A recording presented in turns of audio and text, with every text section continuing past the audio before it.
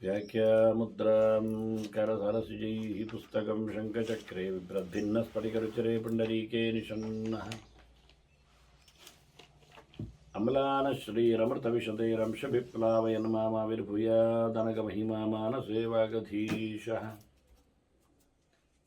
नमस्ते प्राणेश प्रणतविभवायामनिमगाः नमस्वामिन् रामप्रियतमनमन् गुरुगुण नमस्तुभ्यं भीमप्रबलतमकृष्णेष्ट भगवन् नमः श्रीमन्मध्वप्रदिश सुदर्शन्नो जय जय श्रीगुरुभ्यो नमः नारायणं सुरगुरुं जगदेकनाथं भक्तप्रियं सकललोकनमस्कृतं च त्रैगुण्यवर्जितमजं विभुमाद्यमीशं वन्दे भवग्रम् अमरासुरसिद्धवन्द्यं नारायणं नमस्कृत्य नरं चैव नरोत्तमं देवीं सरस्वतीं व्यासं ततो जयमुदीरये.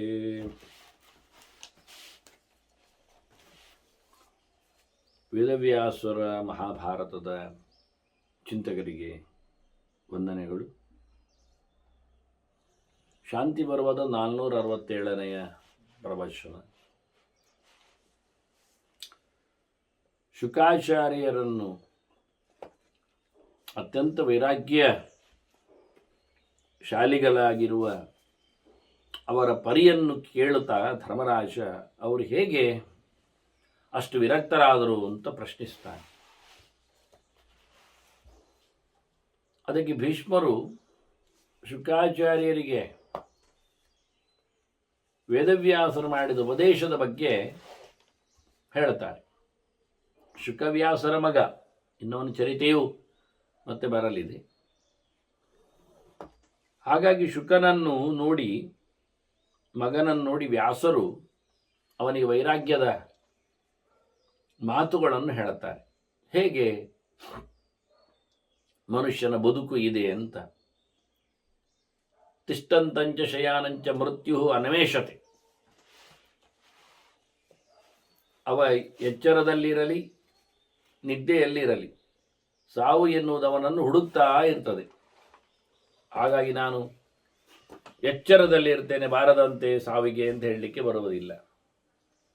ಅವ ಯಾವ ಸ್ಥಿತಿಯಲ್ಲಿದ್ದರೂ ಮನುಷ್ಯನನ್ನು ಮರಣ ಎಂದೂ ಸಹ ತಾಗಬಹುದು.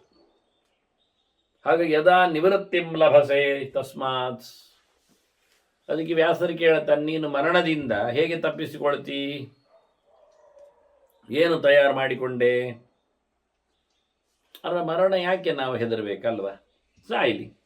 ಹೌದು, ಸಾಯಲಿ ಎನ್ನುವುದು ಸಂಗತಿ ಅಲ್ಲ. ಈಗ ನಾವು ಹೇಗಿದ್ದೇವೆ ಎನ್ನುವುದನ್ನು ಗಮನಿಸಿಕೊಂಡು ನಾವು ಸತ್ತಲ್ಲಿ ಮುಂದೆ ನಾವು ಈ ಪರಿಸ್ಥಿತಿಯನ್ನು ಪಡೆಯಬಲ್ಲೆವೇ, ಅದಕ್ಕೇನು ತಯಾರು ಮಾಡಿದ್ದೇವೆ ಅಂತ ಅರ್ಥ. ಈಗ ಹಾಕಿಕೊಂಡ ನಮ್ಮ ವೇಷಭೂಷಣಗಳು ಹರಿದೋಗಲಿ, ಹಾಳಾಗಲಿ, ಹಳತಾಗಲಿ,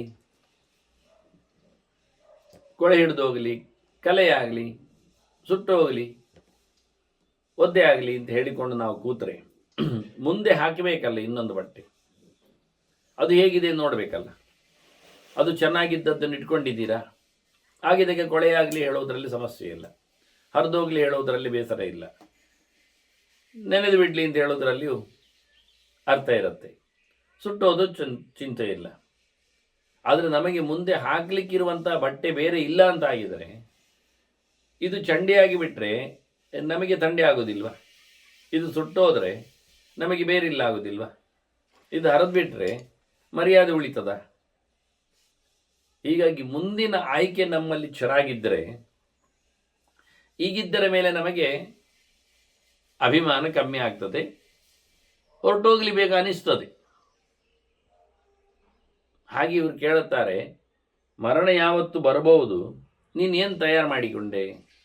ಈ ದೇಹ ಹೋದರೆ ಇನ್ನೊಂದು ದೇಹವನ್ನು ಪಡೆಯುವುದರಲ್ಲಿ ಇದಕ್ಕಿಂತ ಬೆಟರ್, ಇದಕ್ಕಿಂತ ಚಂದವಾದ, ಇದಕ್ಕಿಂತ ಸೂಪರ್ ಇರತಕ್ಕಂಥ ದೇಹದ ಆಯ್ಕೆ ನಿನ್ನಲ್ಲಿ ಸಾಧ್ಯ ಆಗಿದೆಯೇ? ಅಲ್ಲ, ಬರ್ತದಲ್ಲ ಸಾವು ಅಂದರೆ ಅಕಸ್ಮಾತ್ ಮೃತ್ಯುನಾಶಿತ. ಎನಿವೇ ಎಲ್ಲೋ ಹೆಚ್ಚು ಕಡಿಮೆಯಾಗಿ ಮರಣ ಬಂತು ಅಂತ ತಿಳ್ಕೊಳ್ಳುವ. ಮರಣ ನುಂಗಿ ಹಾಕಿದ್ದು ನಿನಗೆ, ಮೃತ್ಯು ನುಂಗಿದ, ನಿನ್ನ ಕಥೆ ಏನು? ಬಯಕೆಗಳ ಬೆನ್ನ ಹಿಂದೆ ಬಿದ್ದವನಿಗೆ ಯಾವತ್ತು ಎಚ್ಚರ ಆಗುವುದಿಲ್ಲ. ಸಂಚಿನ್ವಾನಕಂ ಏವೈನಂ ಕಾಮನಾಂ ಅವಿತೃಪ್ತಕಂ, ಬೇಕುಗಳನ್ನು ಹುಡುಕ್ತಾ ಇರ್ತಾನೆ. ಸಿಕ್ಕಿದ ನಂತರ ಸಾಕು ಕಾಣುವುದಿಲ್ಲ. ಇದು ಹೇಗೆ ಕೇಳಿದರೆ, ಈ ಕುರಿ ಅದು ಎಂತ ತಿನ್ಲಿಕ್ಕುಂಟು ಅಂತ ತಲೆ ಬಗ್ಗಿಸಿಕೊಂಡು ಕೆಳಗೆ ನೆಲದಲ್ಲಿ ಮೇಯ್ತಾ ಇರ್ತದೆ. ಮತ್ತೆ ಮತ್ತೆ ಹುಡುಕಿಕೊಂಡು ಕಾಲು ಹೆಜ್ಜೆ ಹಾಕ್ತಾ ಆಚೀಚೆ ಹೋಗ್ತದೆ. ಅದಕ್ಕೆ ತಾನು ಹುಡುಕ್ತಾ ಇರತಕ್ಕಂಥ ಜಾಗದಿಂದ ತಪ್ಪಿಸಿಕೊಂಡು ತಾನು ಕಾಡಿನ ಒಳಗೆ ಹೋಗ್ತಾ ಇದ್ದೇನೆಂದು ಗೊತ್ತಾಗ್ತದೆ. ಅದಕ್ಕೆ ತಿನ್ಲಿ ಸಿಗ್ತದ ಅಂತ ಕಾಲುದಾರಿಯ ಬದಿಯಲ್ಲಿ ಬಿಟ್ಟವನು ಅದು ಒಳಗೆ ತಿಂತ ಒಳಗೆ ಹೋಗಿಬಿಡ್ತದೆ. ಆಗೇನಾಗ್ತದೆ, ತೋಳದನ್ನು ಗಬಕ್ಕನೆ ಹಿಡಿದು ತಿಂದಾಕಿ ಬಿಡ್ತದೆ. ಇದು ತಿನ್ಲಿಕ್ಕೋಸ್ಕರ ತನ್ನ ಬಯಕೆಯಿಂದ ಹುಡುಕ್ತಾ ಬಾಯಾಗ್ತಾ ಹೋದದ್ದು ಹೇಗೆ ಕುರಿಮರಿ, ಅದು ಕರಿಕುರಿಮರಿ, ಅದು ತೋಳದ ಬಾಯಿಗೆ ಹೇಗೆ ಸೇರಿಕೊಳ್ಳುತ್ತದೋ ಹಾಗೆ ವೃಕೀವ ವರ್ಣವ ಅಸಾಧ್ಯ ಮೃತ್ಯು ಆದಾಯ ಗಚ್ಚತಿ. ಹಾಗೆ ಮನುಷ್ಯ ಅದು ಬೇಕು ಇದು ಬೇಕು ಹಾಗೆ ಹೀಗೆ ಮತ್ತೊಂದು ಇನ್ನೊಂದು ಅಂತ ಹೇಳಿಕೊಂಡು ಪರದಾಡ್ತಾ ಇದ್ದಾಗ ಅತ್ತ ಬೆನ್ನ ಹಿಂದೆ ಯಮ ಎಳ್ಕೊಂಡು ಹೋಗಿಬಿಡ್ತಾನೆ ಸೀದಾ. ಆದ್ರಿಂದ ಈಗಲೇ ನಾವು ಮುಂದೆ ಬರತಕ್ಕಂಥ ಕತ್ತಲಿಗೆ ಇವತ್ತೇ ದೀಪ ಹಚ್ಚಬೇಕು. ದೀಪ ಹಚ್ಚಿದ್ರೆ ಪ್ರಯೋಜನ ಇಲ್ಲ, ಅದರ ಕರಿ ತೆಗಿಬೇಕು, ಮಸಿ ತೆಗಿಬೇಕು. ಅದು ಬಹಳ ಚಂದವಾಗಿ ನಾಳೆ ಜ್ವಾಲೆ ಉರಿಯುವಂತೆ ಮಾಡಬೇಕು. ಅದು ಹೇಗೆ ಅಂದರೆ ಒಳ್ಳೆ ನಮ್ಮಲ್ಲಿರತಕ್ಕಂಥ ಬುದ್ಧಿವಂತಿಕೆ, ಧರ್ಮವೇ ನಮ್ಮನ್ನು ದೀಪದ ಹಾಗೆ ಬೆಳಗಿಸ್ತದೆ, ಮುಂದುವರಿಸ್ತದೆ ಕತ್ತಲಿನ ದಾರಿಯಲ್ಲಿ. ಹಾಗಾಗಿ ಕತ್ತಲಿನ ದಾರಿಯಲ್ಲಿ ದೀಪವನ್ನು ಹೇಗೆ ಹಿಡ್ಕೊಂಡವ ಅದರ ಜ್ವಾಲೆಯನ್ನು ಚೆನ್ನಾಗಿರುವಂತೆ ನೋಡಿಕೊಳ್ಳುತ್ತಾನೋ, ಇಲ್ಲಾದರೆ ಕರಿ ಕಟ್ಟಿದ್ರೆ ಎಣ್ಣೆ ಇದ್ರೂ ಪ್ರಯೋಜನ ಇಲ್ಲ, ಶಾಂತವಾಗಿ ಬಿಡ್ತದೆ ದೀಪ. ಆದ್ದರಿಂದ ನಮ್ಮ ದೇಹದ ದೀಪ ಜ್ಯೋತಿ ಬದುಕು ಅದು ಕಂತುವ ಮುಂಚೆ, ಕರಿ ಕಟ್ಟುವ ಮುಂಚೆ ಅದನ್ನು ನೇರ್ಪುಗೊಳಿಸಬೇಕು. ಧರ್ಮದಿಂದ ಅದಕ್ಕೆ ಬೆಳಗು ಬರುವಂತೆ ಮಾಡಬೇಕು. ಕ್ರಮಶಃ ಸಂಚಿತ ಶಿಖಃ ಧರ್ಮಬುದ್ಧಿಮಯ ಮಹಾನ್ ಅಂಧಕಾರೇ ಪ್ರವೇಷ್ಟವ್ಯೇ ದೀಪೋ ಯತ್ನೇನ ಧಾರ್ಯತ. ಹಾಗಾಗಿ ಮುಂದೆ ಹೋಗುವ ದಾರಿಯಲ್ಲಿನ ದೀಪ ಇವತ್ತೇ ಧರ್ಮ ಅದು ತಯಾರಾಗಿ. ಮನುಷ್ಯ ಹುಡುಕ್ತಾನೆ ಎನ್ನುವುದು ಸತ್ಯ, ಇಂಥದ್ದೇ ದೇಹ ಬರುವುದಿಲ್ಲ ಎನ್ನುವುದು ಅಷ್ಟೇ ಯೋಚನೆ ಮಾಡಬೇಕಾದ್ದು. ಈಗ ಸಿಕ್ಕಿದೆ ಅಲ್ಲ, ಅದನ್ನು ಯುಟಿಲೈಸ್ ಮಾಡಿಕೊ ಅಂತಾರೆ. ಸಂಚಿಂತೆ ದೇಹ ಜಾಲಾನಿ ಕದಾಚಿದಿಹ ಮಾನುಷೇ. ಮನುಷ್ಯನಾಗಿ ಹುಟ್ಟುವುದು ಬಹಳ ಕಷ್ಟ. ಹುಟ್ಟಿದ ನಂತರ ಕ್ರಿಮಿಕೀಟಗಳು, ಪ್ರಾಣಿ ಪಕ್ಷಿಗಳು, ಮರಮಟ್ಟುಗಳೆಲ್ಲ ಆಗ್ತವೆ. ಅದರಲ್ಲಿ ನಮಗೆ ದೇವರು ಬೇಕಾದಂತೆ ಕೈಕಾಲುಗಳನ್ನು ಕೊಡುವುದಿಲ್ಲ, ಬೇಕಾದ ಯಂತ್ರ ವ್ಯವಸ್ಥೆಗಳೆಲ್ಲ ಸಲಕರಣೆಗಳು ಸಿಗುವುದಿಲ್ಲ. ಹಾಗಾಗಿ ಮನುಷ್ಯ ದೇಹಕ್ಕೆ ಬಂದಾಗ ಎಲ್ಲ ಇಂದ್ರಿಯಗಳು ಸೌಷ್ಠವಾಗಿರ್ತವೆ, ಉಪಕರಣಗಳನ್ನು ಬಳಸಲು ಯೋಗ್ಯವಾಗಿರ್ತದೆ, ವಿಶೇಷವಾಗಿ ವಿವೇಕ ಬುದ್ಧಿ ಇರುತ್ತದೆ. ಹಾಗಾಗಿ ಇಂತಹ ಮನುಷ್ಯ ದೇಹದಲ್ಲಿಯೂ ಸಹ ಒಳ್ಳೆ ಆಚಾರ ವಿಚಾರ ನಿಷ್ಠವಾದ ಸುಸಂಸ್ಕೃತವಾದ ಒಂದು ಬ್ರಾಹ್ಮಣ್ಯ ಅದು ಸಿಗ್ತದೆ. ಅಂದರೆ ಬ್ರಾಹ್ಮಣ್ಯ ಲಭತೆ ಜಂತು ತತ್ಪುತ್ರ ಪರಿಪಾಲಯ. ಅದು ಬಂದಿದ್ರೆ ಅದನ್ನು ಉಳಿಸಿಕೋ ಮಾರಾಯ ಅಂತ ಶುಕನಿಗೆ ಹೇಳುತ್ತಾರೆ. ದೇವರನ್ನು ಮೆಚ್ಚಿಕೊಳ್ಳತಕ್ಕಂತಹ, ದೇವರನ್ನು ತಿಳಿಸತಕ್ಕ ಗ್ರಂಥವನ್ನು ಓದುವಂತಹ,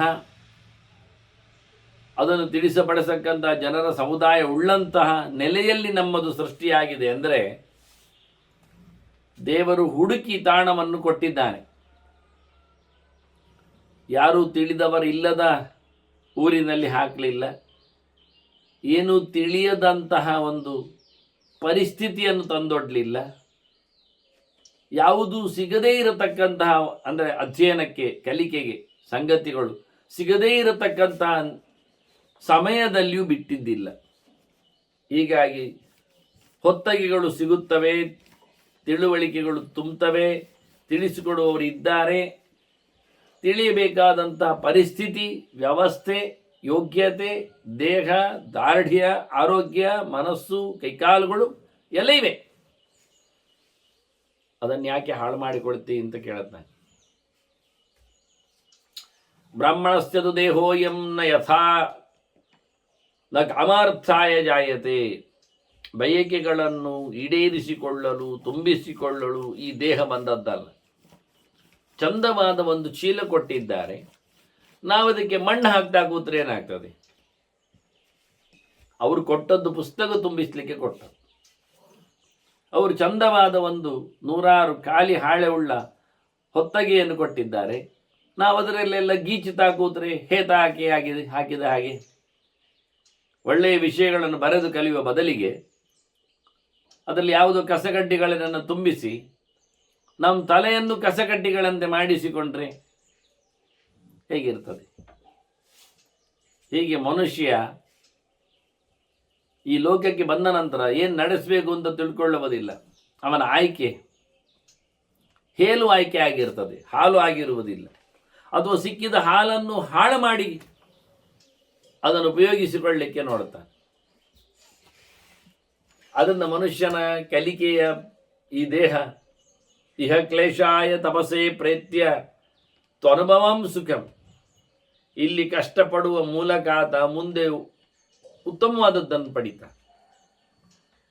ನಾವು ಕಷ್ಟಪಟ್ಟು ನೀರು ತಂದರೆ, ಕಷ್ಟಪಟ್ಟು ಬೇಳೆ ಬೇಯಿಸಿದರೆ, ಅದನ್ನು ಕಷ್ಟಪಟ್ಟು ನಿಧಾನಕ್ಕೆ ಉಂಡರೆ ಆರೋಗ್ಯ ಪರಿಸ್ಥಿತಿ ಚೆನ್ನಾಗಿರ್ತದೆ.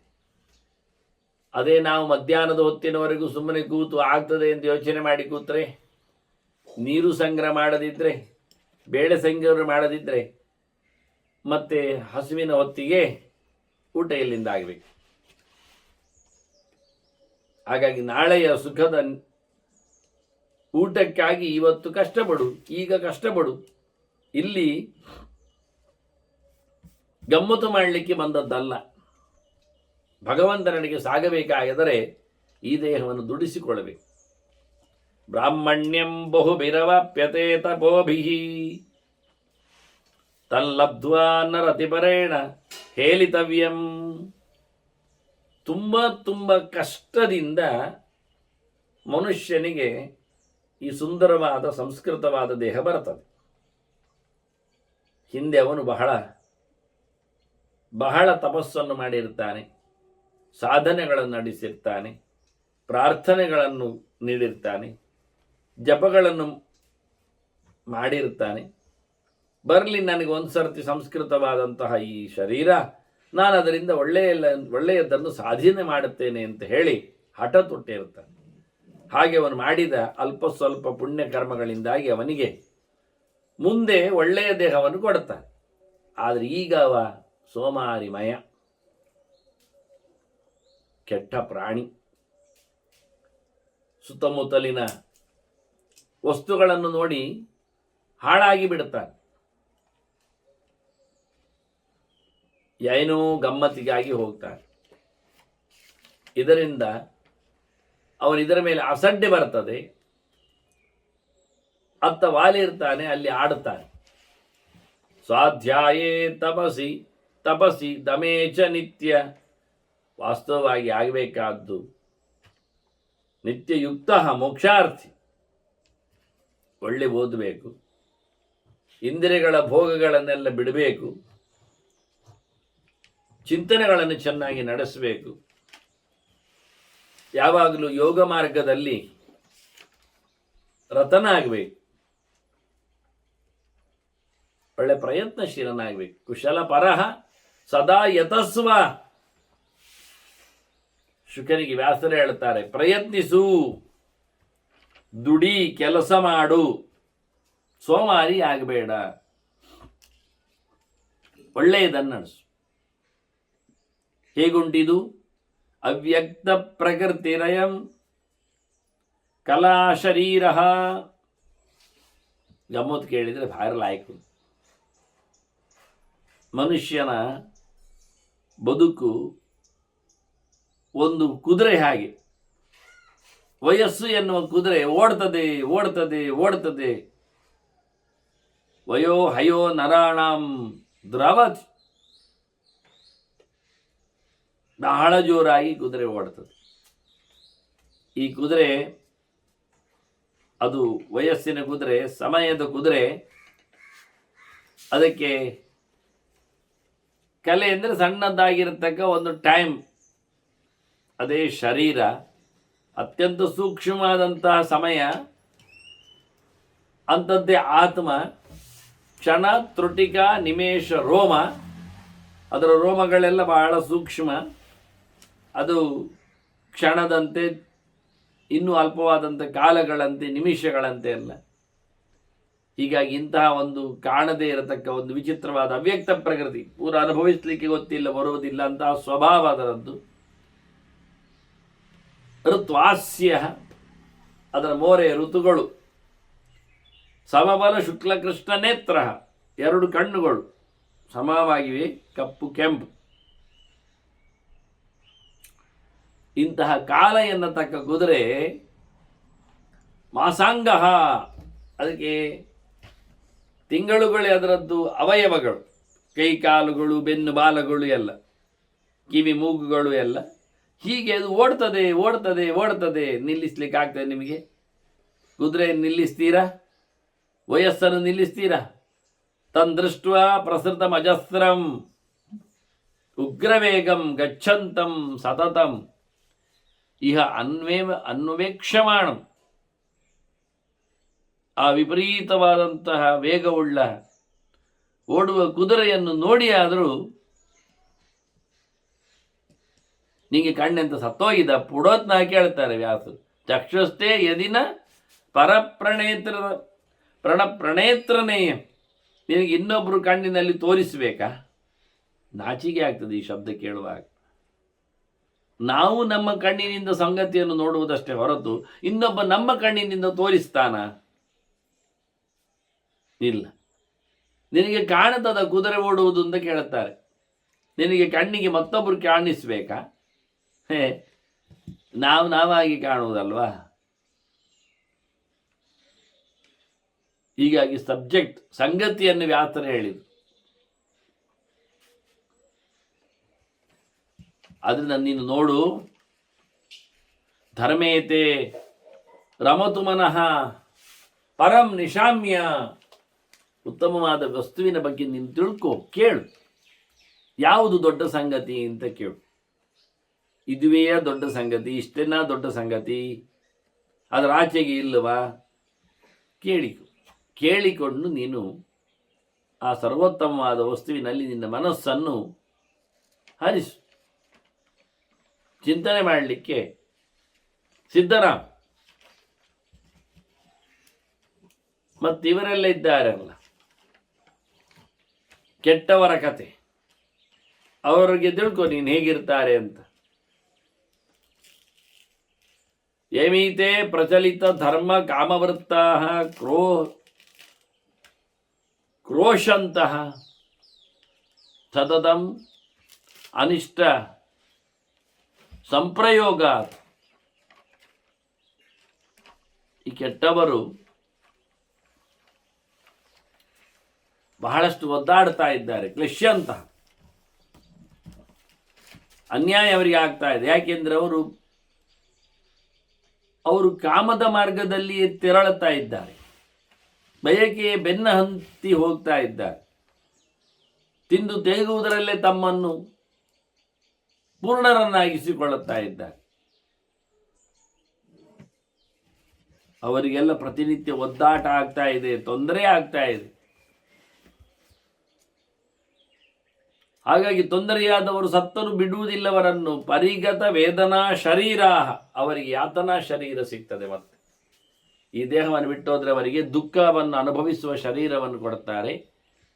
ಬಹ್ವೇಭಿ ಸುಭೃಶಂ ಅಧರ್ಮ ವಾಗುರಾಭಿಹಿ.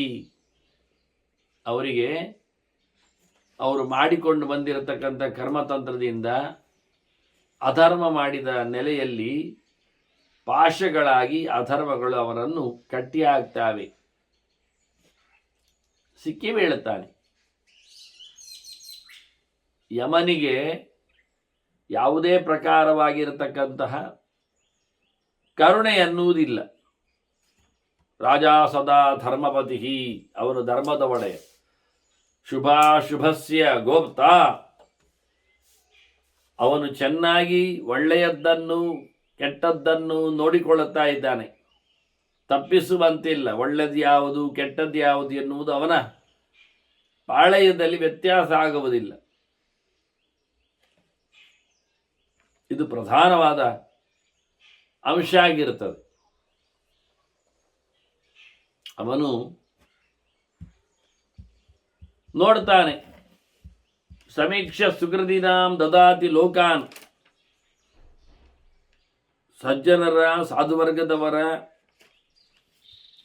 ತಪಸ್ಸು ಮುಂತಾದ ಸಾಧನೆಗಳನ್ನು ನೋಡಿ ಅವರಿಗೆ ಒಳ್ಳೆಯ ಲೋಕಗಳನ್ನು ಕೊಡ್ತಾನೆ. ಬಹಳ ಚೆನ್ನಾಗಿ ಅವರನ್ನು ಸುಖ ಆಗುವಂತೆ ನೋಡಿಕೊಳ್ಳುತ್ತಾನೆ. ವಾಸ್ತವವಾಗಿ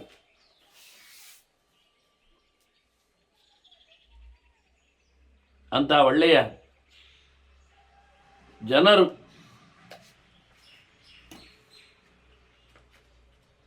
ಮತ್ತು ಕೆಟ್ಟವರು ಯಾರಿದ್ದಾರೆ? ಬಹುವಿಧಮಪಿ ಚರತಃ ಪ್ರದಿಶತಿ ಸುಖಂ ಅನುಪಗತಂ ನಿರವದ್ಯಂ. ಒಳ್ಳೆಯದು ಮಾಡಿದವರಿಗೆ, ಬಹು ಪ್ರಕಾರದಲ್ಲಿ ಒಳ್ಳೆಯದು ಮಾಡಿದವರಿಗೆ, ಕರ್ಮದ ಯೋಗದಲ್ಲಿ, ಜ್ಞಾನದ ಯೋಗದಲ್ಲಿ, ಧ್ಯಾನದ ಯೋಗದಲ್ಲಿ ಎಲ್ಲ ಸಾಧನೆ ಮಾಡಿದವರಿಗೆ ಬೇಕಾದಷ್ಟು ಸುಖವನ್ನು ನೀಡ್ತಾನೆ ಯಮ. ಮಾಡದೆಯವರದ್ದು ಶ್ವಾನಃ ಭೀಷಣಕಾಯಾಹ ಅಯೋಮುಖಾನಿ ವಯಾಂಸಿ. ನಾಯಿಗಳು ಭಯಂಕರ ಗಾತ್ರ, ದೊಡ್ಡ ದೊಡ್ಡವುಗಳು. ಅದರಂತೆ ಕಬ್ಬಿಣದ ಕೊಕ್ಕಿರತಕ್ಕಂಥ ಹಕ್ಕಿಗಳು, ಬಲಗೃದ್ರ ಕುರರ ಪಕ್ಷಿನಶ್ಚನ ಸಂಘಾತಂ. ಒಳ್ಳೆಯ ವ್ಯಕ್ತಿಗಳನ್ನು ನೀವು ಏನು ಮಾಡುವುದಿಲ್ಲ. ಯಾವ ಹಕ್ಕಿಯೂ ಕುಕ್ಕುವುದಿಲ್ಲ, ಯಾವ ಪ್ರಾಣಿಯೂ ಹರಿದು ಹಾಕುವುದಿಲ್ಲ. ಆದರೆ ಕೆಟ್ಟವನು ಬಂದಾಗ ನರಕ ಕದನ ರುಧಿರ ವಾಗುರ ವಚನಂ ಇದಂ ಉಪರತಂ ವಿಶಂತ್ಯಸಂತಹ.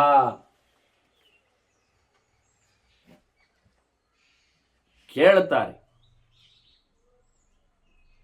ಬಂಧನದಲ್ಲಿ ಹಾಕ್ತಾರೆ.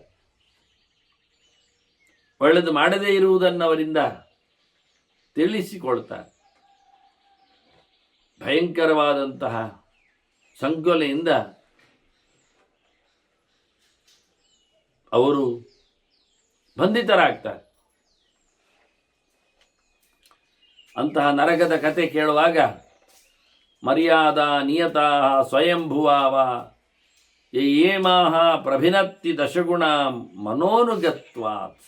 ತನ್ನ ಇಷ್ಟವನ್ನಂತೆ ಯಾರು ಹೋಗ್ತಾನೆ ಅವರಿಗೆ ಕಷ್ಟಗಳು ತಪ್ಪಿದ್ದಲ್ಲ ಅಂತ. ಮೊದಲ ಬಾರಿಗೆ ಚತುರ್ಮುಖನೇ ಇದರ ಚೌಕಟ್ಟನ್ನು ಕೊಟ್ಟಿದ್ದಾನೆ. ಮುಂದಕ್ಕವನ ಪರಂಪರೆಯಲ್ಲಿ ಬಂದಾಗ ಮನು ಇದನ್ನೆಲ್ಲ ತೋರಿಸಿಕೊಟ್ಟಿದ್ದಾನೆ. ಯಮ ನಿಯಮಗಳಿಂದ ಧರ್ಮಕ್ಕೆ 10 ಮುಖಗಳು ಇವೆ. ಅದನ್ನು ಆಚಾರ ಸಂಹಿತೆಯಲ್ಲಿ ಕೊಟ್ಟಿದ್ದೇನೆ. ದಶಲಕ್ಷಣಂ ಅಂತ ಹೇಳಿಕೊಂಡು ಧರ್ಮ. ಅಷ್ಟೇ ಅಲ್ಲದೆ ಅಲ್ಲಿನ ವಿಶೇಷಾಂಶಗಳೇ ಯಮ ನಿಯಮಗಳದ್ದು ಬೇಸಿಕ್ ಕ್ವಾಲಿಫಿಕೇಶನ್ಗಳಿದ್ದಾವೆ.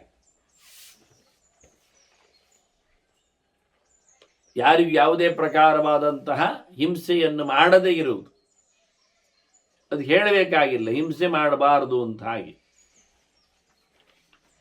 ಹಿಂಸೆ ಮಾಡಿದರೆ ಅವನಿಗೂ ಆಗುತ್ತಲ್ಲ. ಹಾಗೆ ಸುಳ್ಳು ಹೇಳಬಾರದು ಅಂತ, ಅದು ಅವನಿಗೂ ಆಗುತ್ತಲ್ಲ. ಸುಳ್ಳು ಹೇಳ್ತಾರಲ್ಲ, ಯಾರದು ಸೊತ್ತನ್ನು ಕದಿಯಬಾರದು ಅಂತ, ಕದ್ರೆ ಅವನದ್ದು ತೆಗಿತಾರಲ್ಲ.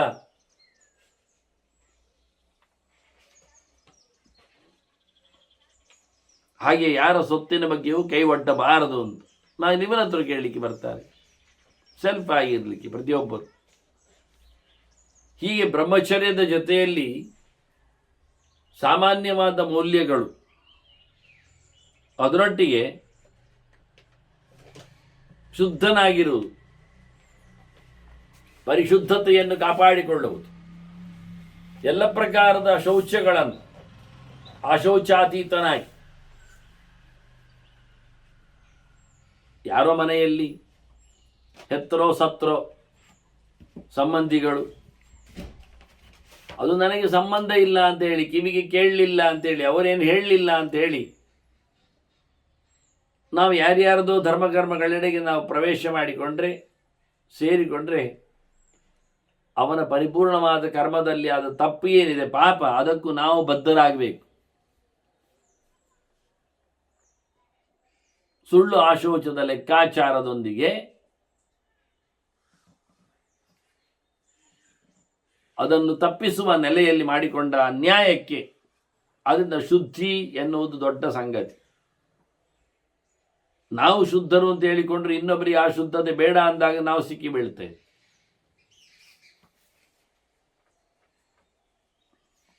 ಒಬ್ಬ ಆಸ್ಪತ್ರೆಯಿಂದ ಮಸಣದಿಂದ ಬಂದ ಅಂತ ಹೇಳಿದ ತಕ್ಷಣ ನಾವು ಮನೆಯಲ್ಲಿ ಅವನನ್ನು ಸೀದಾ ಅಡುಗೆ ಕೋಣೆವರೆಗೆ ಬಿಡುತ್ತೇವೆ ಹೋಗಲಿಕ್ಕೆ? ಹೇಳಿಕೊಳ್ತಾನವ. ವೈದ್ಯರಾದರೂ ಕೇಳ್ತಾರ ಆಸ್ಪತ್ರೆಯಿಂದ ಬಂದವನನ್ನು ಸೀದಾ ಅಡುಗೆ ಕೋಣೆಗೆ, ಊಟದ ಟೇಬಲಿಗೆ ಕಳಿಸ್ತಾರ? ಹೇಳ್ತಾರೆ, ಡ್ರೆಸ್ ಬೇರೆ ಮಾಡು, ಕೈಕಾಲು ತೊಳ್ಕೋ. ಅದೇ ಅದರಿಂದ ಶುದ್ಧಿ ಎನ್ನುವುದು ಪ್ರತಿಯೊಬ್ಬರಿಗೂ ಬೇಕಾದ್ದು. ವಾತಾವರಣದ ಶುದ್ಧಿಯಲ್ಲಿ ಅದು ಕಾರಣವಾಗ್ತದೆ. ಅದರಂತೆ ಒಳ್ಳೆಯ ಯೋಚನೆಗಳು, ಕೆಟ್ಟದಾಗಿ ಯೋಚನೆ ಮಾಡಿದರೆ ಮಗದೊಬ್ಬರು ಕೆಟ್ಟ ಯೋಚನೆ ಮಾಡಿ ಇವನನ್ನು ಹಾಳು ಮಾಡ್ತಾನೆ. ಇದ್ದದ್ರಲ್ಲಿ ಖುಷಿ ಪಡತಕ್ಕಂತಹ ಬುದ್ಧಿ ಸಾಕು ಅಂತ.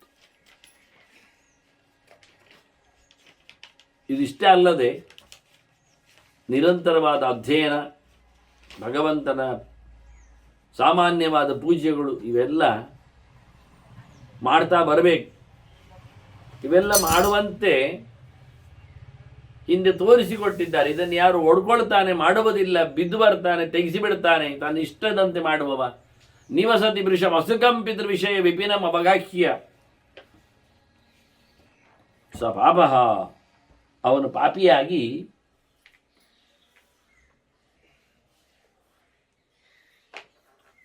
ನರಕವನ್ನು ಸೇರುತ್ತಾನೆ.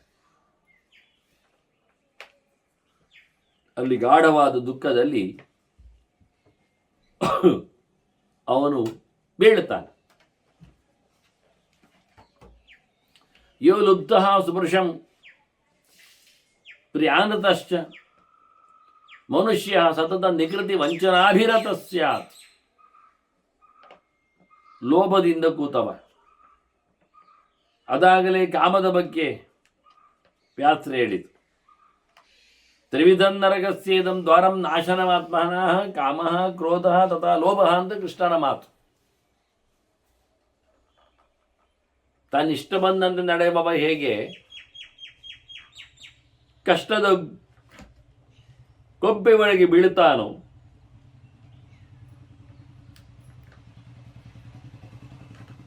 ಅದರಂತೆ ಕಡುಲೋಭಿಯು ಅವನು ಸಹ ಸುಳ್ಳನ್ನೇ ಹೆಚ್ಚು ಇಷ್ಟನಾಗಿಸಿಕೊಂಡವ ಬದುಕಿನಲ್ಲಿ. ಮೋಸ, ಇನ್ನೊಬ್ಬರ ಸೊತ್ತು ದೋಚುವ ಕತೆ, ನೀಚವಾದ ಕೆಲಸ ಮಾಡುವುದರಲ್ಲೇ ಹೆಚ್ಚು ತಾತ್ಪರ್ಯವುಳ್ಳವನಾಗಿ, ಆಸೆವುಳ್ಳವನಾಗಿ ಇದು ಹೋದರೆ ಅವನು ಉಪನಿಧಿಭಿಹಿ ಅಸುಖಭೃತ ಸ್ವಪರಮಃ ನಿರಯಗಃ. ಅವನು ನಾಶವನ್ನು ಪಡಿತಾನೆ. ಯಾವ್ಯಾವುದೋ ಕುಂಟು ನೆವಗಳಿಂದ, ಮೋಸದಿಂದ ಸಂಗ್ರಹ ಮಾಡಿದ ದುಡ್ಡಿನ ಮೇಲೆ ಲೋಭಿಯಾಗಿ ಆತ ಅದೇ ದೊಡ್ಡ ಸಂಗತಿ ಅಂತ ಮಾಡಿಕೊಂಡವ ಹಾಗೆಯೇ ಅವನನ್ನು ನರಕದಲ್ಲಿ ಶಿಕ್ಷಿಸುತ್ತಾರೆ. ವೃಷಂ ಅಸುಖಂ ಅನುಭವತಿ ದುಷ್ಕೃತ ಕರ್ಮ, ಕೆಟ್ಟದ್ದು ಮಾಡಿದ್ದರ ಫಲವನ್ನು ಚೆನ್ನಾಗಿ ಅನುಭವಿಸ್ತಾನೆ. ಉಷ್ಣಾಂ ವೈತರಣೀಂ ಮಹಾನದೀಂ ಅವಘಾಢ. ನೋಡಿ ವೈತರಣಿ ಹೇಗಿದೆ ಅಂತ ಹೇಳಿ ವ್ಯಾಸರು ಮಗನಿಗೆ ಹೇಳುವಾಗ ಅದು ಬಿಸಿ ಉಂಟು ಅಂತ ಹೇಳ್ತಾರೆ. ಭಯಂಕರ ಬಿಸಿ, ಅದನ್ನು ದಾಟದೆ ಹೋಗುವಾಗೇ ಇಲ್ಲ. ಅದಕ್ಕೋಸ್ಕರ ಹಡಗು. ಈ ವೈತರಣಿಯ ಬಗ್ಗೆ ಬಹಳ ಪುರಾಣಗಳು ಮಾತಾಡ್ತವೆ. ಇಲ್ಲಿ ಒಂದೆರಡು ಗೆರೆ ಅಷ್ಟೇ ವ್ಯಾಸರು ಶುಕನಿಗೆ ಹೇಳುವಾಗ ತಿಳಿಸಿಕೊಟ್ರು. ಹೀಗೆ ಭಗವಂತನ ಎಚ್ಚರ ಸಂಪಾದನೆ ಮಾಡದವ, ಭಗವಂತನಿಗಾಗಿ ಸೊತ್ತನ್ನು ಹಂಚದವ, ಆ ಲೆಕ್ಕಾಚಾರದಲ್ಲಿ ದಾನಕ್ಕೆ ಲೋಭದ ಇನ್ನೊಂದು ಮುಖ ಐತೆ ಹೇಳುದು. ವೈತರಣೆ ಬರಲಿಕ್ಕೆ ವಿತರಣೆ ಮಾಡದವ, ದಾನ ಕೊಡದವ, ಹಂಚದವ ಸೊತ್ತನ್ನು, ಅವನು ಬಿಸಿಯಾದ ವೈತರಣಿಯಲ್ಲಿ ಅಂತಾರೆ. ಕುದಿತಾ ಇರ್ತದೆ. ಏನು ಕುದಿತಾ ಇರ್ತದೆ? ನೆತ್ತರು, ಕೆಟ್ಟ ನೆತ್ತರು, ಗಾಯದ ಮೇಲೆ ಬಂದಿರತಕ್ಕಂತಹ ಕೆಟ್ಟ ನೆತ್ತರು, ಋಷಿ ಅಂತೇವೆ, ಋಷಿಕಾ ಅಂತಾರೆ ಫಸ್ಟ್. ಹಾಗೆ ಮಲಮೂತ್ರಗಳು ಇವೆಲ್ಲ ರಾಶಿಗಟ್ಟಲೆದ್ದು ಕುದಿತಾ ಇರ್ತವೆ. ಪೂಯಾಸ್ರಂಗ್ ಮೂತ್ರವಿಷ್ಠ ಕ್ರಿಮಿಕುಲ ಕಲಿಲೆ, ಭಯಂಕರ ಪ್ರಾಣಿಗಳು ಆ ಕೀವು ತುಂಬಿದ ಮಡುವಿನಲ್ಲಿ, ರಾಶಿಯಲ್ಲಿ. ಅದು ಹರಿಯುವ ನದಿ, ಎಳ್ಕೊಂಡು ಹೋಗ್ತದೆ, ಮುಳುಗಿಸಿಕೊಂಡು ಹೋಗ್ತದೆ. ಕ್ರಿಮಿಕೀಟಗಳೆಲ್ಲ ಮೈ ಮೇಲೆ ಹಾರಿಕೊಂಡು, ಹೆಣದ ಮೇಲೆ ಹಾರುವ ಕೀಟಗಳಂತೆ ಹಾರಿಕೊಂಡು ಕಿತ್ತು ತಿಂತಾವೆ. ಬೇರೆ ದಾರಿ ಇಲ್ಲ ಇವನಿಗೆ,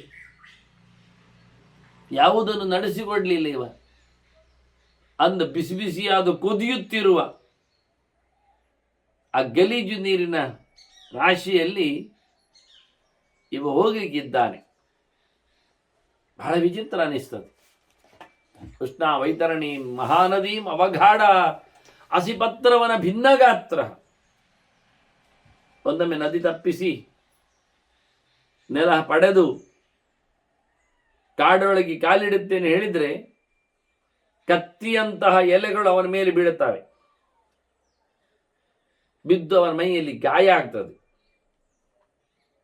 ಎಲ್ಲಿ ಹೋದರಲ್ಲಿ ಬೀಳುವುದು ಅದೇವೇ. ಎಲೆ ಬೀಳ್ತಾನೆ ಉದುರುತ್ತಾನೆ ಇರ್ತದೆ. ಅದು ಕತ್ತಿ ಹಾಗೆ ಕಾಣ್ತದೆ ಎಲೆ. ಅದು ಮೈಗೆ ಬಡಿದಾಗಲೇ ಗೊತ್ತು ಎಷ್ಟು ಹರಿತವಾಗಿ ನಮ್ಮ ಗಾಯ ಮಾಡಿದೆ ಅಂತ. ಈ ರೀತಿಯಾಗಿ ಇದ್ದಾಗ ದೇಹ ಕೊಟ್ಟಾಗ ಒಳ್ಳೆದು ಮಾಡದೆ ತೊಂದರೆ ಮಾಡಿಕೊಂಡವನ ಉಪದ್ರವಗಳನ್ನು ವೇದವ್ಯಾಸರು ಬಾಯಿ ಬಿಟ್ಟು ಹೇಳ್ತಾರೆ. ಮಗನಿಗೆ ಹೇಳಿದ್ದು, ಮತ್ತಾರಿಗಲ್ಲ, ಸುಳ್ಳು ಹೇಳಲಿಕ್ಕಿಲ್ಲ ಇಲ್ಲಿ. ಮಕ್ಕಳಿಗೆ ಹೇಳಬೇಕಾದ ಕಥೆಗಳಿವು. ಪರಶು ಶಯ ನಿಪತಿತ ವಸತಿ ಚ ಮಹಾನಿರೈ ಭೃಷಾರ್ಥ, ಬೊಬ್ಬೆ ಹಾಕಿಕೊಂಡಿರ್ತಾನಲ್ಲಿ. ಪರಶುಶಯ, ಅವನು ಒಂದೊಮ್ಮೆ ಬೀಳಲಿಕ್ಕೆ, ಮಲಗಲಿಕ್ಕೆ, ಕೂರ್ಲಿಕ್ಕೆ ಹೋದರೆ ಅಡಿಯಲ್ಲಿ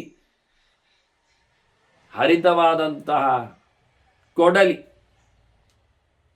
ಪುಕಳಿ ಹರಿತದೆ, ಕಾಲು ಕೆತ್ತಿ ಹೋಗ್ತದೆ, ನಿಲ್ಲುವಂತಿಲ್ಲ, ನಡೆಯುವಂತಿಲ್ಲ, ಕುಸಿತಾನೆ, ಬೀಳ್ತಾನೆ, ಅಲ್ಲಿಯೂ ಕೆತ್ತಿ ಹೋಗ್ತಾ ಇರ್ತಾನೆ. ನಿಪತಿತಃ, ಬಿದ್ದರೂ ಸಹ ಹೀಗೆ ಬಹಳ ಕಷ್ಟದಲ್ಲಿ ಇರ್ತಾನೆ, ಒದ್ದಾಡ್ತಾನೆ. ನಾನು ಅದೆಲ್ಲ ಮಾಡೋದಿಲ್ಲ, ನಾನು ದಾಟಿ ಹೋಗ್ತೇನೆ, ನನಗೆ ಅದು ಬರ್ತದೆ, ಇದು ಕೊಡ್ತೇನೆ ಅಂತ ಹೇಳಿಕೊಂಡು ಎಂಥದ ನೀನು ಹೇಳುವುದು ಕೇಳ್ತಾನೆ. ಮಹಾಪದಾನಿ ಕತ್ತಸೆ ನ ಚಾಪ್ಯವೇಕ್ಷತೆ ಪರಂ. ಎಂತ ಹೇಳುದು ಹೇಳ್ತಾನೆ. ದೊಡ್ಡ ದೊಡ್ಡ ಸುದ್ದಿ ಹೇಳ್ತೀಯಲ್ಲ, ಶಬ್ದಗಳನ್ನು ಹೇಳ್ತೀಯಲ್ಲ, ಬೊಗಳುತ್ತಿ ಅಂತ. ನಿನಗೆ ಎಂತ ಕಾಣ್ತದೆ? ನಿನಗೆ ಗೊತ್ತುಂಟ? ಹೊರಗೋಗುವ ದಾರಿ ಗೊತ್ತುಂಟ ನಿನಗೆ? ದೊಡ್ಡ ಸಂಗತಿ ತಿಳ್ಕೊಂಡಿದ್ಯಾ? ನಿನಗಿಂತ ಬೇರೆಯಾಗಿದ್ದ ಕಥೆ ನಿನಗೆ ಎಷ್ಟು ಗೊತ್ತಿದೆ? ಉತ್ತಮವಾದ ಸಂಗತಿ ಎಷ್ಟು ಅಭ್ಯಾಸ ಆಗಿದೆ ನಿನಗೆ? ಕೇಳುತ್ತೆ. ನೋಡಿ, ಮತ್ತೊಮ್ಮೆ ಹಿಂದೆಯೂ ಹೇಳಿದ್ದೆ ನಾನು, ವ್ಯಾಸರ ಭಾರತದಲ್ಲಿ ಗುರುಲಘು ಅಕ್ಷರಗಳು, ಪ್ರಾಮಾಣಿಕ ಲಘು ಗುರು, ಪ್ರಾಮಾಣಿಕ ಛಂದಸ್ ಅಂತಾರೆ. ಶ್ಲೋಕ 8 ಅಕ್ಷರದ್ದೇ, ಅನುಷ್ಟುಪ್ಪೇ ಇದೆ. ಆದರೆ ಒಂದು ಗುರು ಅಕ್ಷರ, ಒಂದು ಲಘು ಅಕ್ಷರ, ಒಂದು ಗುರು ಅಕ್ಷರ, ಒಂದು ಲಘು ಅಕ್ಷರ, ಭಾರಿ ಚೆನ್ನಾಗಿ ಕುಣಿದ ಹಾಗೆ ಶ್ಲೋಕಗಳು, ಮಾತುಗಳು, ಅದರ ಭರವಸೆ ಆಗಿ ಇಲ್ಲಿ ಬರಬೇಕಾದದ್ದು. ಕೇಳ್ತಾನೆ, ಎಂತ ಮಾರ ಹೇಳುವಾಗ, ಮಹಾಪದ ನಿಕತ್ತಸೇನ ಚಾಪ್ಯವೇಕ್ಷಸೆ ಪರಂ ಚಿರಸ್ಯ ಮೃತ್ಯುಕಾರಿಕಾಮನಾಗತನ್ನ ಬುದ್ಧ್ಯಸೆ. ಹಿಂದೆ ಇಂತಹ ಶ್ಲೋಕಗಳನ್ನು ವೇದವ್ಯಾಸರು ಕೊಟ್ಟದ್ದುಂಟು. ಇದನ್ನು ನೋಡಿಯೇ ಮಧ್ವಾಚಾರ್ಯರು ಸಹ ಕತೆ ಬರೆಯುವಲ್ಲಿ, ರಾಮಾಯಣ ಭಾರತದಲ್ಲಿ ಈ ಛಂದಸ್ಸನ್ನು ಬಳಸಿದ್ದಾರೆ. ಒಂದು ಅಕ್ಷರ ಲಘು ಆದರೆ ಮತ್ತೊಂದು ಅಕ್ಷರ ಗುರು. ಕಲಿಯುವವರಿಗೆ ಬಹಳ ಸುಂದರವಾಗಿ ಹೊಸದು ಕೊಟ್ಟ ಶ್ಲೋಕಗಳಿವು. ಅರ್ಥವೂ ಚಿಂತನೆ ಮಾಡಿದರೆ ಭಾರಿ ಚೆನ್ನಾಗಿರ್ತದೆ. ಚಿರಸ್ಯ ಮೃತ್ಯುಗಾರಿಕಾ ಮನಾಗತಾಮ್ನ ಬುದ್ಧಿಸಿ. ಎಷ್ಟು ಕಾಯ್ತಿ ಕೇಳ್ತಾರೆ. ತಡವಾಗಿ ಬರತಕ್ಕ ಮೃತ್ಯುವಿಗೆ ಇವತ್ತೇ ರೆಡಿ ಆಗ್ತಾ ಇದ್ದೀಯಲ್ಲ, ನೀನೇನು ಕತೆ? ಅದನ್ನು ಉಲ್ಲೇಖ ಮಾಡಿದ್ರು ಅವರು. ವಾಸ್ತವವಾಗಿ ಸಾವಿನ ಕತೆ ಅದು ಬರುವ ಮುಂಚೆ ಎಚ್ಚರ ಆಗಲಿ ಮಾರಾಯ. ಪ್ರಯಾಸ್ಯತಾಂ ಕಿಮಾಸ್ಯತೆ, ಎಂತ ಇರುವುದು ನೀನು, ಹೋಗು ಮಾರಾಯ ಅಂತಾರೆ. ಕಲೀಲಿಕ್ಕೆ ಹೋಗ, ತಿಳ್ಕೊಳ್ಳಿಕ್ಕೆ ಹೊರಡ, ಹೋಗಿಬಿಡು ಎತ್ತರಕ್ಕೆ, ಸಾಗಾಟ ಆಗಲಿ. ಪ್ರಯಾಸ್ಯತ ಕಿಮಾಸ್ಯತೆ ಸಮುತ್ಥಿತಂ ಮಹದ್ ಭಯಂ. ದೊಡ್ಡ ಹೆದರಿಕೆ ಬಂದಾಗಿದೆ, ಯಾವಾಗ ಬಡಿತದೆ ಗೊತ್ತಿಲ್ಲ. ಅಂತಹ ಒಂದು ವಿಷಮವಾದ ಪರಿಸ್ಥಿತಿ ಇದೆ. ಪ್ರಮಾಸಿ ದಾರುಣಂ, ಅತಿ ಪ್ರಮಾಸಿ, ಭಾರಿ ನಮ್ಮನ್ನು ಕಲಡಿಸುವಂತೆ ಉಂಟದು, ಭಯಾನಕವಾಗಿದೆ. ಸುಖಸ್ಯ ಸಂವಿಧೀಯತ, ಏನಾದರೂ ಮಾಡು ಮಾರಾಯ ಸುಖಕ್ಕೆ, ಒಳ್ಳೆಯದಾಗಲಿ, ಎಂತ ಮಾಡಲಿ ಆಗ್ತದೆ. ಸಂವಿಧೀಯತ, ಅಂದರೆ ಭಗವಂತ ಪರಮಾತ್ಮನ ಬಗ್ಗೆ ಕೇಳು ಮಾರಾಯ. ದೇವರ ಎಚ್ಚರ ಆಗಲಿ. ನಮಗೆ ದೇವರ ಎಚ್ಚರ ಆಗುವುದಿಲ್ಲ, ಬೇರೆಲ್ಲ ಬೊಬ್ಬೆ ಹೊಡಿತೇವೆ ಆಗ ಸಂಕಟ ಬಂದಾಗ.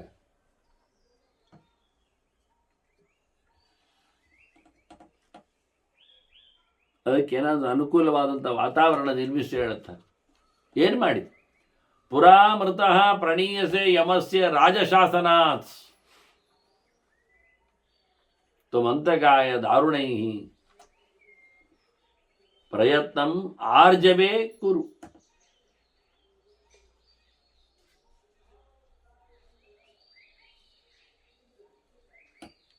ಯಮಭಟರು ದಾರುಣವಾದ ರೀತಿಯಲ್ಲಿ ಯಮರಾಜನ ಶಾಸನದಂತೆ ಎಳ್ಕೊಂಡು ಹೋಗ್ತಾರೆ. ಎಳ್ಕೊಂಡು ಹೋಗುವ ಮುಂಚೆ ನಾವು ರೆಡಿ ಆಗಬೇಕು. ಪುರಾಮೃತಃ, ನಾವು ಸಾಯುವ ಮುಂಚೆ ಅವನೇ ನಮ್ಮನ್ನು ಸಾಯಿಸಬಾರದು. ಇದು ಪ್ರಧಾನವಾಗಿ ಆಗತಕ್ಕಂಥ ವಿಷಯ. ಹಾಗಾಗಿ ಯಾವತ್ತು ಬೇಗವಾಗಿ ಬರ್ತಾನೆ ಗೊತ್ತಿಲ್ಲ, ನೀನು ಪ್ರಯತ್ನ ಮಾಡು. ಯಾವುದರಲ್ಲಿ ಆರ್ಜವೇ, ಮೋಸ ಮಾಡಬೇಡ, ಕಳ್ಳತನ ಬಿಡು, ಸುಳ್ಳು ತಿಳಿಸಬೇಡ, ನೇರವಾಗಿ ನಡೆದುಕೋ ಅಂತ. ಯಾವುದನ್ನು ಉಪೇಕ್ಷೆ ಮಾಡದೆ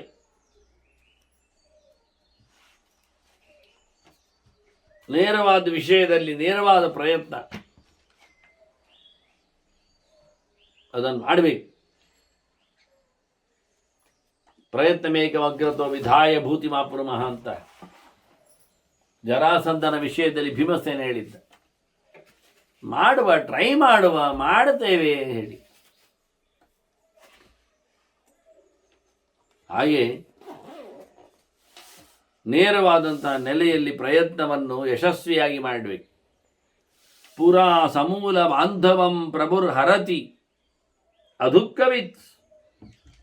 ಯಮ ಒಬ್ಬೊಬ್ಬನಲ್ಲ, ಇಲ್ಲಿ ಮನೆಯನ್ನೇ ನುಂಗ್ತಾನೆ.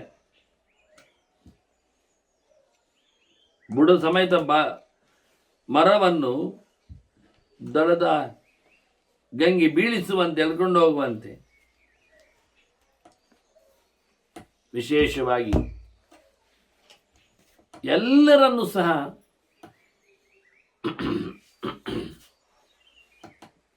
ಯಮರಾಜ ಎಳ್ಕೊಂಡು ಹೋಗ್ತಾನೆ. ಅವ ಸಮರ್ಥ, ಅವನಿಗೆ ಕೊಟ್ಟಿದ್ದಾರೆ ಎಳ್ಕೊಂಡು ಹೋಗತಕ್ಕಂತಹ ಅಧಿಕಾರವ.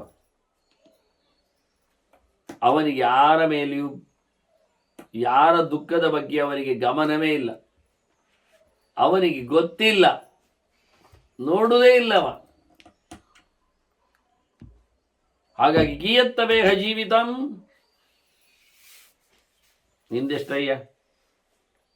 ನಿಂದೆಷ್ಟಯ್ಯ ಸಮಯ, ನಾನು ಬರಲಿಲ್ಲ, ನನಗಾಗಲಿಲ್ಲ, ಎಂಥದ್ದು ಹೇಳುವುದು, ನಿನ್ನ ಆಯುಷ್ಯದ ಗಮನ ಎಷ್ಟಿದೆ, ಕಿಯತ್ತವೇಹ ಜೀವಿತಂ, ನಿನ್ನ ಬದುಕು ಎಷ್ಟು ಉದ್ದ ಉಂಟು, ಯಾರಿಗೊತ್ತುಂಟು.